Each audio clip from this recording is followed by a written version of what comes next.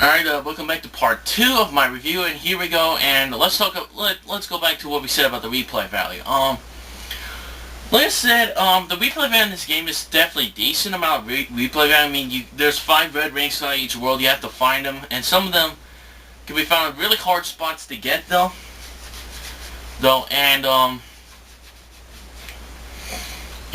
you do have a secret hidden worlds. You got some secret levels you have to unlock that could only be unlocked by these rings, whether if it's maybe a secret level or maybe it's a circus level where you can get more animals. And plus, some levels require you need a lot of animals to actually get access to those worlds, which is similar to Super Mario 3D Land, where pretty much you get a certain amount of star medals in order to actually access that level. So from those sounds that sounds like a lot of good replay value, but there's only one problem. Compare that to Rayman Legends. Rayman Legends has way more replay than that game and there's only a decent amount in this game actually, a decent amount of replay value. And I'm not saying that makes the replay value in this game is bad. Like I said, it is decent amount of replay value. But let's take a look at like Rayman Legends. Rayman Legends has a Back to Origins, which pretty much has almost all the levels from Rayman Origins. Now, you have to collect each up to 10 of those blue guys in each world, which pretty much unlocks certain worlds. You have that's up. You also got and to make up for the replay value, they also have an offline multiplayer mode that's local, not online but local. So which at times it can be pretty fun, actually. And there was another one. You also got the challenge app that you can challenge and beat other players' scores to do that. Like compare that to Sonic's to Lost Worlds, then that's a lot of replay value in Legends, and that's why Rayman Legends is one of my favorite games this year. Actually, my favorite Wii U games because of that reason. It has a lot of replay. I mean, heck, look at Wonderful 101. That has a lot of replay value, actually. That allows you to collect more figures and more artworks and that sort of stuff. It has a lot of replay value. But like I said, the replay value in this game is not really that bad. It is a decent amount. But probably not as long as Rayman Legends or anything like that. Now there is one thing I do want to mention though, and I just want to point this out though, is why do platforming games nowadays need more replay value for each game? Because like I said, platforming games actually, depending on how many main worlds there are, the main campaign could take you only a few hours, if not, depending on how many worlds there are and that stuff, and how many times you die or whatever, it could take up to way more than 6 hours to do it. So, like, I'll give you, here's a demonstration I'm going to give you. Take a look at the platforming games back in, let's say maybe during the NES and Super NES era, actually. Let's take a look at those games, actually. Let's take a look at the ones on the platforming games on the NES.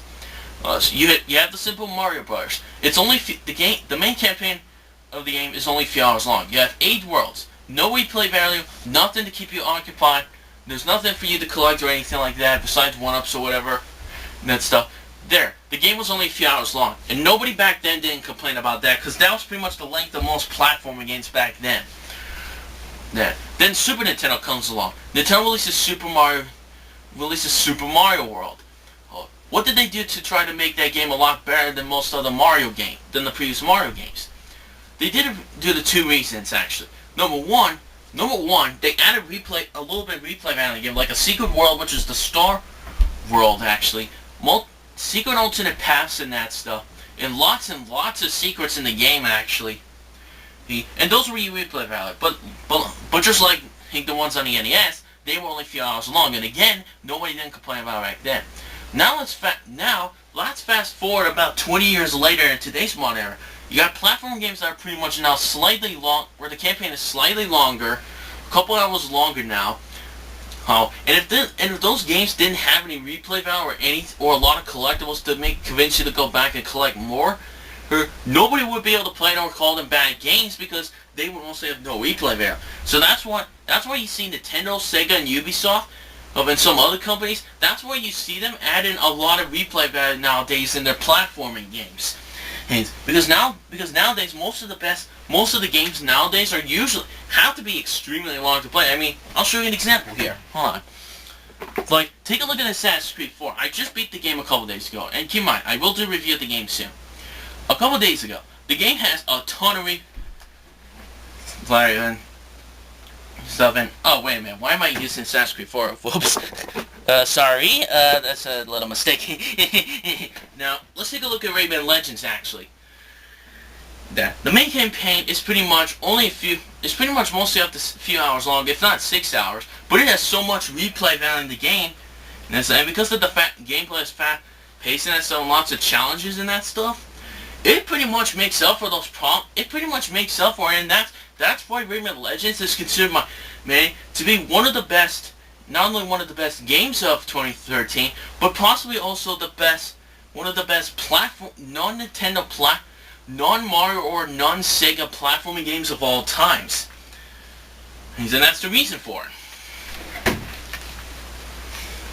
Now, that's why you need replay. That's why now they need a lot of replay value to try to make them better games. Now, but like I said, there is a decent amount of replay value in this game, similar to Sonic Colors or games. There's a decent amount.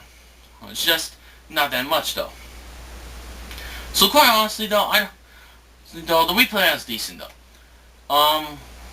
The other thing about the gameplay I want to mention though is that it does have a time attack mode for Sonic fans who like to go through the level as fast as possible and that stuff, and pretty much that.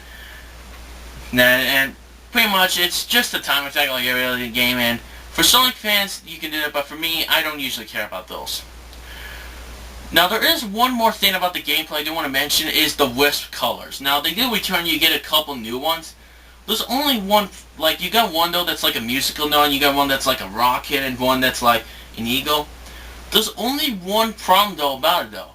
They're completely useless. They're mostly completely useless, and the reason is because that in the 3D world they give you different alternate paths actually that you can take. Now you can use the Wisp colors, don't get me wrong, they seem pretty cool and they do respond well, but the majority of the time they're completely useless in this game. They're completely useless. Now, let's talk about the characters of the game. The characters. Now, I'm not going to include Amy and Knuckles because they're the only two and they barely make an appearance at all, and no other Sonic character makes an appearance. Now, like I said, I do kind of like the relationship between Sonic and Tails. Like, although not the best I've seen, I will give it at least they try to execute it well. Though, I like that, and I like the fact how Eggman has a soft, good side, where basically he does save Sonic, Tails, and does feel bad for them. But I think the best characters, from my personal perspective, actually has to be the Deadly Six. Although their boss fights are completely pathetic and easy, though they actually, I consider them really good Sonic villains, mainly because of their personalities and how threatening they can be, and will do nothing to destroy their world, and by using the planet's own energy to boost their strength, and using Eggman's army against them. For example, you got the red guy who's pretty much the main leader of the game. He's the most dangerous one of the bunch. You got the yellow guy who's pretty much the fat guy who is always hungry and that stuff. But he'll do whatever it takes to get what he wants in that. You got the green girl who pretty much is the girl who likes to do makeup and that's stuff though. But whenever someone gets her on the wrong side, actually she becomes really mad and then will do to destroy Sonic. Then you got the blue guy actually, who's pretty much like the oldest one of the bunch, and they're pretty much like the teacher, or the ones who taught them all to be evil, and he pretty much offers words of wisdom for the Deadly Six. Then you got the pink guy, who pretty much is the crazy over-the-top guy who just goes over the top and will destroy anything, and even if he doesn't know who he fights. And you pretty much got the emo guy, who pretty much whines and complains, but like I said, it's pretty much part of his personality. I will say out of the Deadly Six, I think the emo guy is probably, I guess, maybe the least likable because he complains too much, though. Like, Toxic Phil. Oh. Did I actually cough at the wrong timing? Probably not. But anyways, and so, to be completely, but other than that, though, there's not that many Sonic characters, actually, other ones that come outside of that. Those are just your only main characters in the game. Though. Although the Deadly Six don't have character development, I do give them credit. They are decent villains because of their personalities and how threatening they are compared to Dr. Eggman. But so otherwise, the character's not bad though, but not very great. So how do I give the game a rating out? Let me see. For the story, I give it a 6. I give it maybe a 6.5 out of 10 for the story. Like, there are a lot of good things. It's definitely better than most Sonic stories though, but other than that, it's not very great. I mean, it can be good at times, just not really that good though. But 6.5 for me. For the presentation or graphics, I give it a 9 out of 10 for the graphics. I mean, obviously the graphics in that stuff are pretty much the highlight of the game, actually. For the gameplay, there are some good things about the gameplay, but other than that, sometimes it could also kill you a lot. And the difficulty level spikes up too fast and then some tones down too fast as well. And the boss fights are completely pathetic in there. I give the gameplay a 6 out of 10 for the gameplay. Though, now keep in mind though, that does include the replay value too, that there is a decent amount, and that's why it gets a 6. For the characters, I give the characters pretty much just a 5 out of 10, because number one actually, like, true, Eggman does have a good side that you get to see, and the relationship between Sonic may not be very good, but at least they execute it, try to execute it. Amy and Knuckles are barely in it. They don't have any purpose in the main plot besides just giving them some words of wisdom and yada yada yada. Ugh. And I would admit the Deadly Six, although not that much character development from them though, they actually are interesting villains though. They can be extremely threatening, and they each have their own unique personalities. But like I said though, so pretty much I give it like a 5 out of 10 for the characters.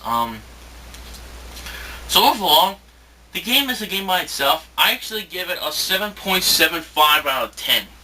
Actually, now get me wrong though. Like, true, I don't think it's not as good as the other games I played though, but I still think it is a good game nonetheless though. As a game by itself though. I don't think not everyone's gonna like it though. Not everyone's going to like it. Though, however, for Sonic fans actually, I actually give it an 8.25 out of 10 for Sonic fans. Sonic fans, I definitely think a lot of Sonic fans will like it, but I don't think not all of them will though. So overall, really good graphics, smooth 60 frames per second, decent Sonic gameplay, actually improved controls, and a decent replay value and that stuff, but difficulty level gets too hard too fast, boss fights are ridiculously too easy and so pathetic. Characters, although some can be likable like the Deadly Six, some are just not that real likable, or you just don't care though about them. And the story's definitely is good at times, but not really great though at the same time. So, again, it's a 7.75 for me for Sonic Lost World as a game by itself, and as a Sonic game or for Sonic fans, an 8.25. So that's it for the reviews for Sonic Lost World. I hope you enjoyed it. And I hope this proves to you that you shouldn't trust the gaming media that much at all. So that's it, and thanks a lot, and I'll see you later.